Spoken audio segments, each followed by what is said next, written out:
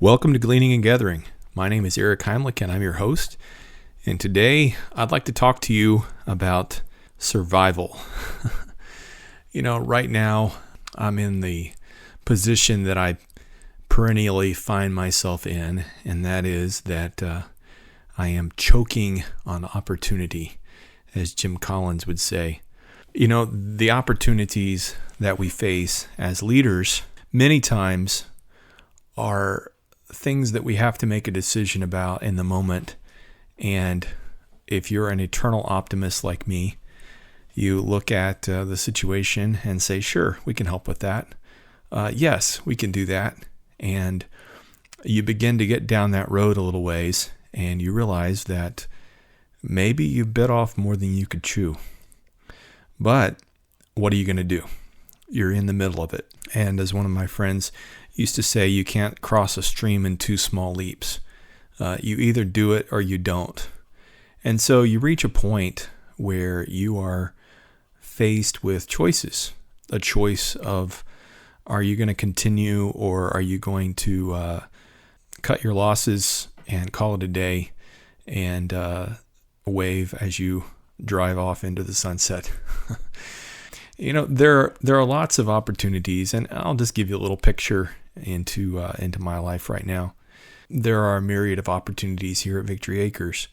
Right now, we'd love to be able to add cattle, and we're in the process of doing that, improving our pastures, redoing some fencing, endeavoring to develop the 114 acres that God has given us here, and to use it for His glory. There's quite a bit of pasture ground that needs to be developed. If you know anything about cattle, right now buying into cattle, it's about the worst time that you could think of to invest in beef cattle at this point. If you're not already in, it's definitely a bad time to buy. The price is high, and it's probably going to go higher, but in terms of trying to get into that, that's a challenge. And so there's just a whole lot of things that need to be done. And so just the other day, we had the opportunity to be able to pick up a bull. And, if you're going to develop cattle, you need good genetics. And so looking at that, trying to determine, is this the right thing? There's a good Hereford bull that was just born. Nearby farmer that was willing to help us with that. And so instead of making him into a steer, he's going to let him go. And he'll wean him in the fall, and he could come and we could raise him up in the way he should go. And so he could be a nice, docile, gentle bull, which for us is important, with good genetics. And so we could buy lesser cows, and we could breed those and have a good stock. So that's an opportunity, and we're looking at that and endeavoring to develop that.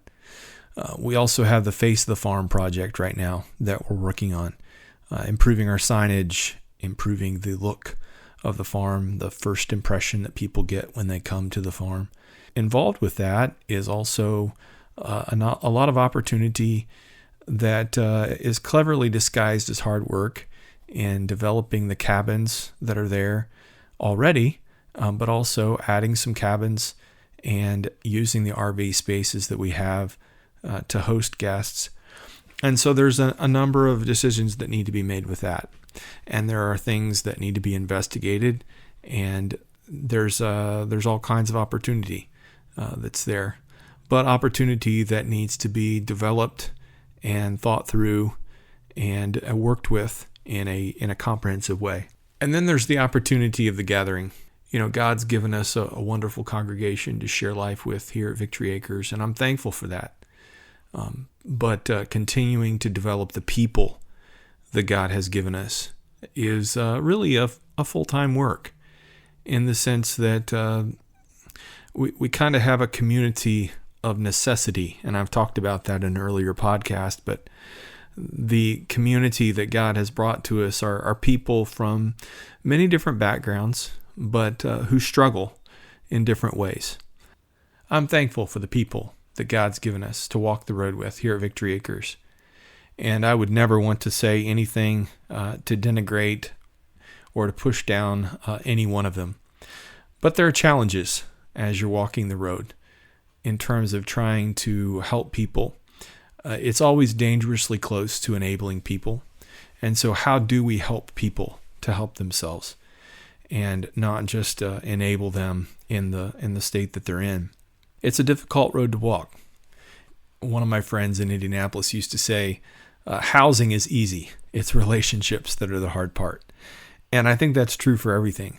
Farming is easy. It's relationships that are the hard part. When you're working with people, there's inevitably just challenges in trying to work together.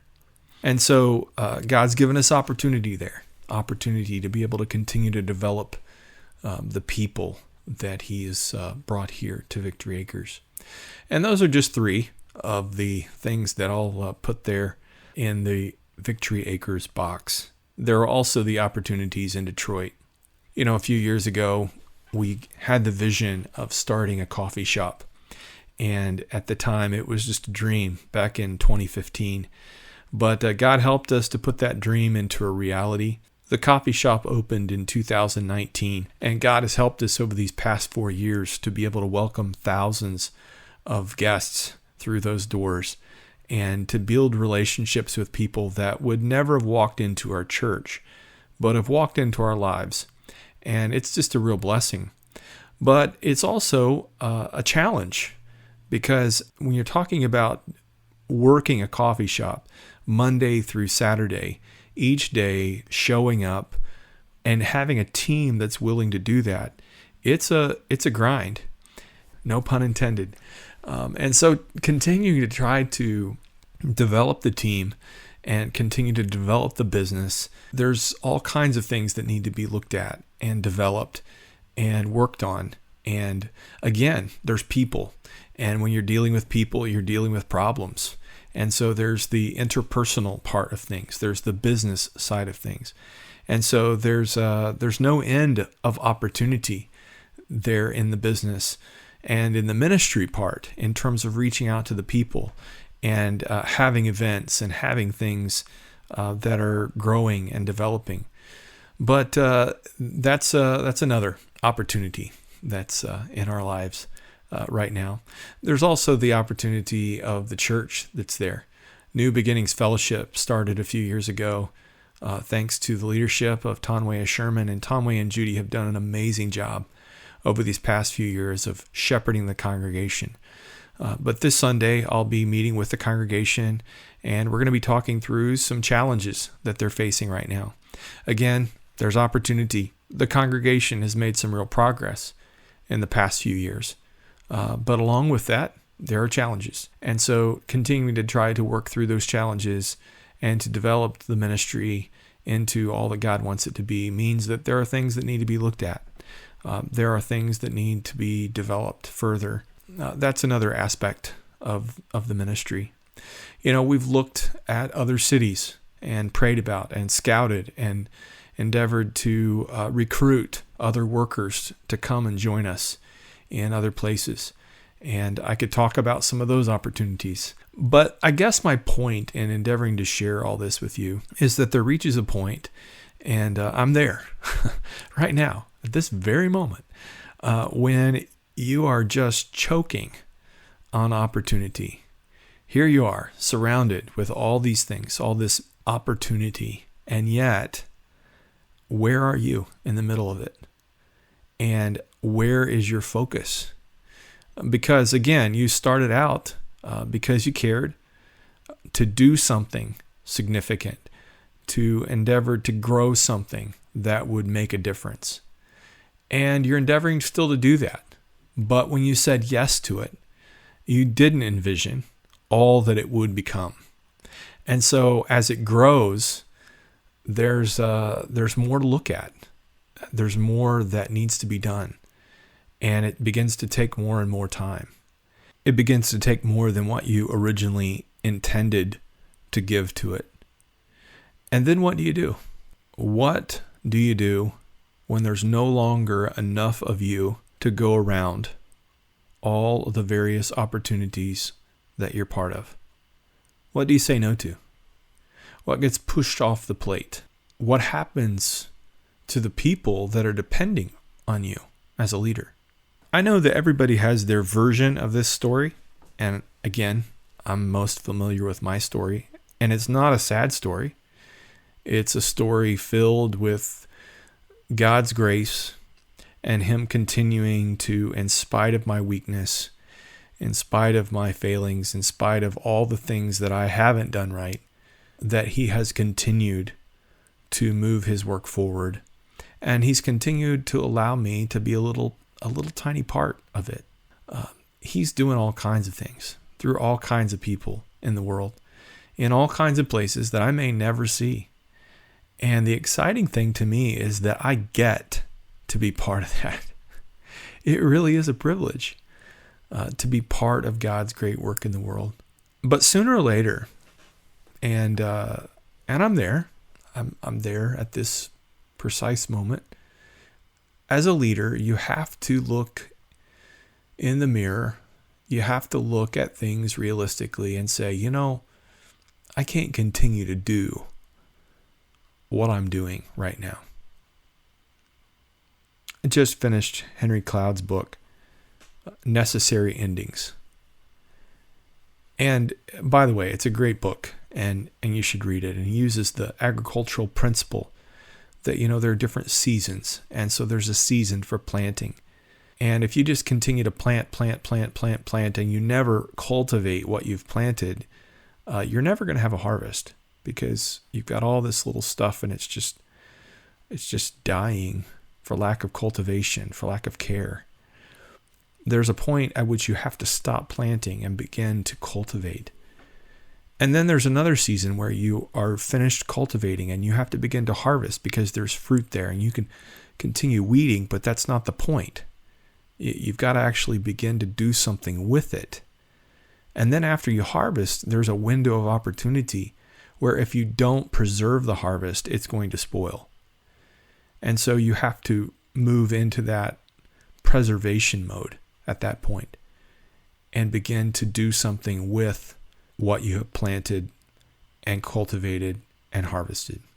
And learning to navigate that as a leader means that there are moments along the way when you have to prune.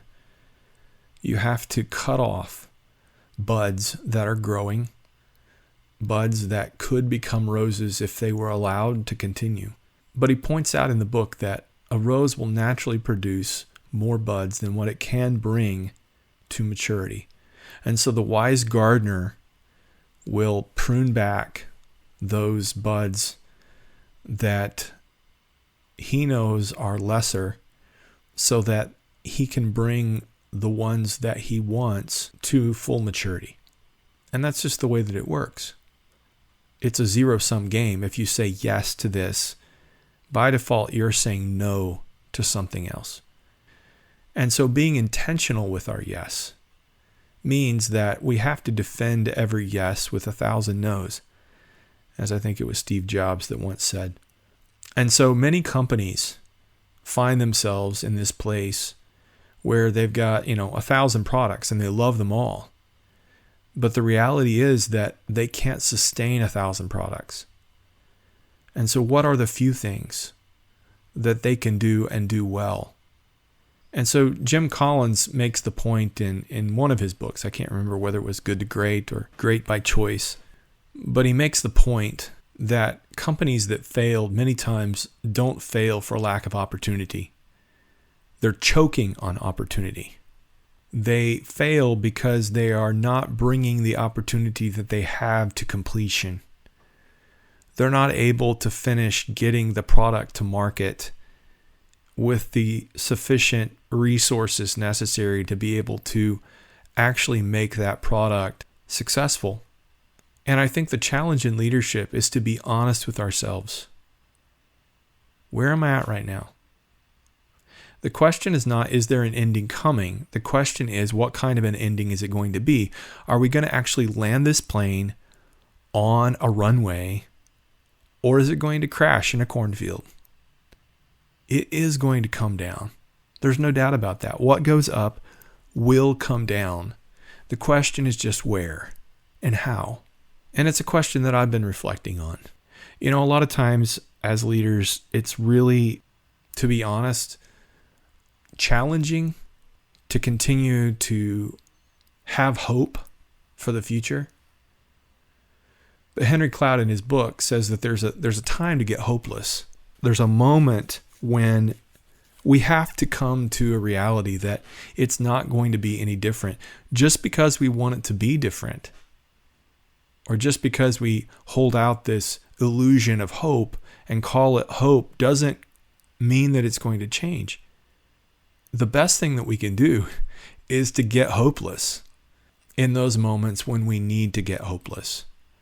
I cannot continue to do this. I'm no longer going to continue to enable this alcoholic. I'm no longer going to continue to spend money hoping that this business is going to turn around. Because without fresh input, without changes, me just continuing to hope that it's going to get better isn't going to change the situation. And so there is a necessary ending coming. The question is just, what kind of an ending is it going to be? Is it going to be the plane landing on the runway, or is it going to be the cornfield? That's the question. It's not a matter of if there is an ending coming. It is coming. It's just what kind of an ending.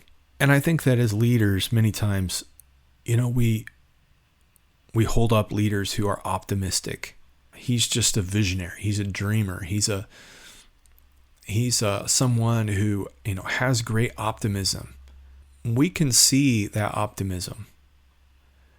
But what you can't see many times are those moments of doubt, those moments when you wonder, did I do the right thing? Did we do the right thing? And it's a challenge. It's a challenge to maintain a sense of forward momentum, continue to maintain hope, and knowing when it's time to pull the plug, when it's time to take a step back, when it's time to resign. But I'm thankful for the ways in which God has given me, along with those opportunities, teams who will share the vision. The reality is that just because all of this needs to be attended to doesn't mean that I need to be the one attending to it. Just because I have started something doesn't mean that it's mine until the day I die. No one is indispensable. And every day that this world goes around, we're reminded of that by someone who passes out of this life into eternity. And we get notification that this person that we loved and we cared about died. They're gone.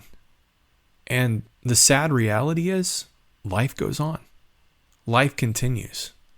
And for those who love that person and are left behind, they're grieving. Not just for days, but for weeks and months and years to come. They're forever different because of that loss.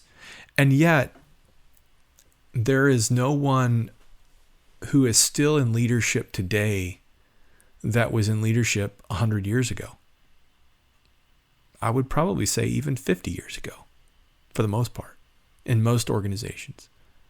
We are constantly reminded that none of us are indispensable, and yet many times we live in such a way that we think it's all going to revolve around us. And so there's no thought of who's going to come next, who's going to replace me, and how am I working in such a way today that when I am removed from the picture, that the work that I have started will continue.